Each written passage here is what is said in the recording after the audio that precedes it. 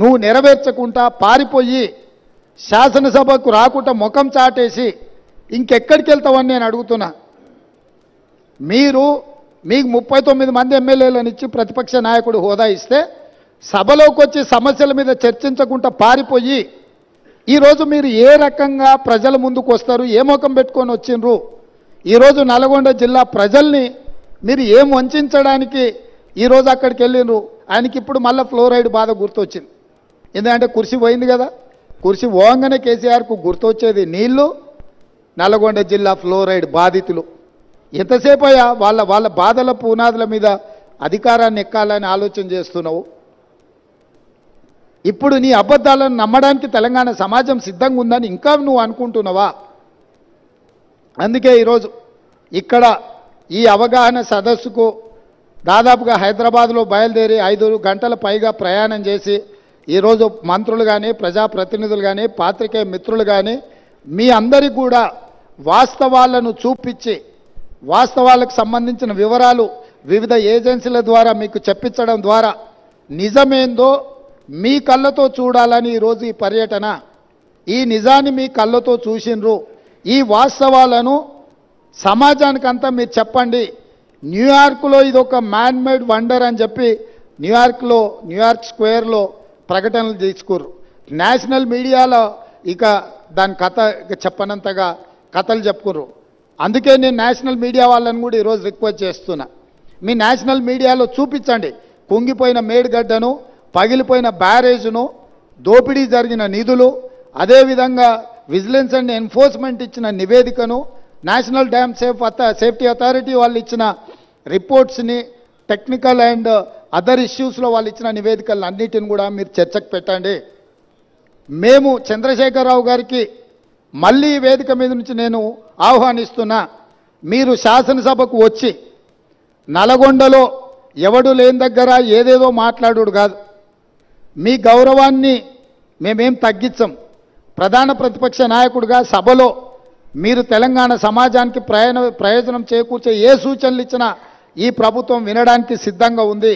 రేపు ఉదయం సభకు రాండి దయచేసి. ప్రత్యేకమైన ఎట్లాగూ శ్వేతపత్రం సాగునీటి ప్రాజెక్టుల మీద ఉత్తమ్ కుమార్ రెడ్డి గారు ప్రవేశపెట్టబోతున్నారు, చర్చలో పాల్గొనండి, మీరు సూచనలు ఇవ్వండి. ప్రతిపక్ష పార్టీ నాయకుడిగా మీ బాధ్యతల్ని నెరవేర్చండి. మీ స్వార్థం మీ అధికారం కోసం కాకుండా ప్రజల కోసం ఒక్క క్షణమైన ఆలోచన చేయమని నేను అడుగుతున్నా. నేను మొన్న కూడా చెప్పిన, ఈరోజు చెప్తున్నా, కృష్ణానది జలాలు కేంద్ర ప్రభుత్వానికి అప్పచెప్పడంలో ఏనుగు పోయింది, తోక మాత్రమే మిగిలింది. ఇప్పుడు ఆ తోక పట్టుకొని ఏనుగును గుంజే ప్రయత్నం మా ప్రభుత్వం చేస్తుంది. అన్ని పాపాలకు నువ్వే కారణం.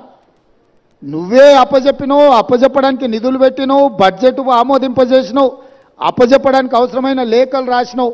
ఇవాళ తోక మిగిలింది, ఆ తోక పట్టుకొని మేము గుంజే ప్రయత్నం చేస్తుంటే ఇక చూసిరా ఏనుగును కూడా టీఆర్ఎస్ కాపాడితే కాంగ్రెస్ వాళ్ళు కేంద్రానికి అప్పచెప్పారు.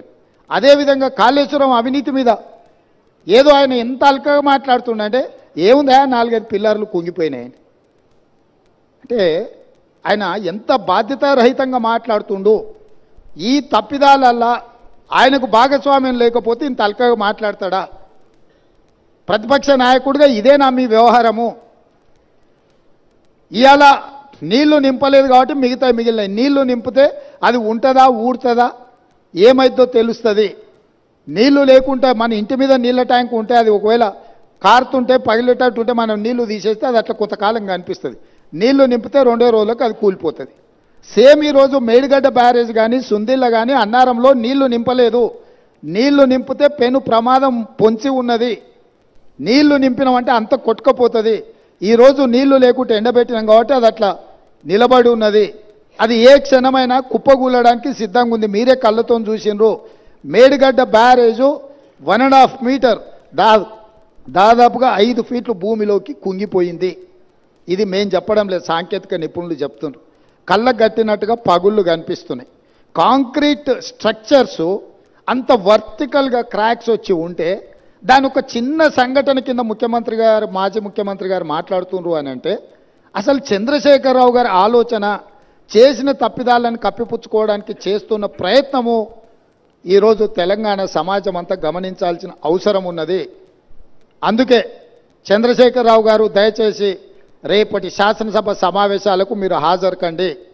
శాసనసభ సమావేశాలలో బడ్జెట్తో పాటు సాగునీటి పారుదల శాఖ మంత్రి ఉత్తమ్ కుమార్ రెడ్డి గారు ప్రవేశపెట్టే శ్వేతపత్రము సాగునీటి ప్రాజెక్టుల మీద మీరు చర్చలో పాల్గొనండి.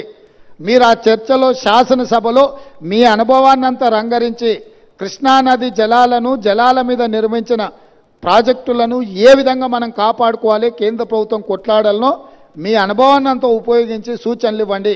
అదేవిధంగా 1000 కోట్ల దోపిడీ జరిగిన కాళేశ్వరం ప్రాజెక్టులు ఈరోజు ఎల్ఎన్టీ సంస్థను బ్లాక్ లిస్టు చేయాలనా వద్దా, ఎల్ఎన్టీ సంస్థ నిర్మాణం చేయకుంటేనే పూర్తయినట్టు సర్టిఫికెట్ పొందడాన్ని, సర్టిఫికెట్ ఇచ్చిన అధికారులను శిక్షించాలనా లేదా, మీ వైఖరి ఏంది? కాళేశ్వరం ప్రాజెక్టు మీద జరిగిన అవకతవకల మీద నీ పార్టీ వైఖరి, మాజీ ముఖ్యమంత్రిగా సాగునీటి పారుదల శాఖ మంత్రిగా మీది హరీష్ రావు గారి వైఖరి శాసనసభ ద్వారా తెలంగాణ సమాజానికి, దేశ ప్రజలకు చెప్పాల్సిన బాధ్యత మీ మీద ఉన్నది. ఈరోజు మీరు నల్గొండలో మాట్లాడిన మాటలు చూస్తే నాకు కాలు ఇరిగిపోయినా, చేత కాకపోయినా, నేను సభకు వచ్చినా, మీకోసం వచ్చినా అని అంటున్నావు. నువ్వు వాళ్ళ కోసం ఎన్నడూ రాలే, వాళ్ళ కోసం వచ్చే లక్షణమే నీకు లేదు. ఎందుకంటే ఎంతోమంది పిల్లలు చచ్చిపోతే, ఎంతోమంది ఆత్మహత్యలు చేసుకుంటే, ఎంతోమంది గొప్ప వ్యక్తులు చనిపోతే కూడా చూడని వ్యక్తివి నువ్వు. ఈరోజు నీ కుర్సీ పోయింది కాబట్టి ఆ కుర్సీని ఎత్తుక్కుంటా మళ్ళీ నల్గొండకి వెళ్ళావు. ఎందుకంటే ఖమ్మము, నల్గొండ, మహబూబ్నగర్లో 36 సీట్లు ఉన్నాయి. ఖమ్మంలో 10, నల్గొండలో 12, మహబూబ్నగర్లో 14. ఖమ్మంలో 1 సీటు గెలిచాడు, నల్గొండ 1 సీటు గెలిచాడు, మహబూబ్నగర్లో 2 సీట్లు గెలిచాడు. 36 సీట్లల్లో ఈ మొనగానికి వచ్చినాయి 4 సీట్లు. రేపు పార్లమెంట్లో పూర్తిగా కాంగ్రెస్ పార్టీ గెలవడానికి అవకాశం ఉంది కాబట్టి ఏదో రకంగా సానుభూతి పొందైనా నాకు కాలు లేదు, నేను అవుటివాడిని, నేను నడవలేకపోతున్నా అని అడుక్కోవడానికి, ఓట్లు అడుక్కోవడానికి వేసిన ఎత్తుగడ.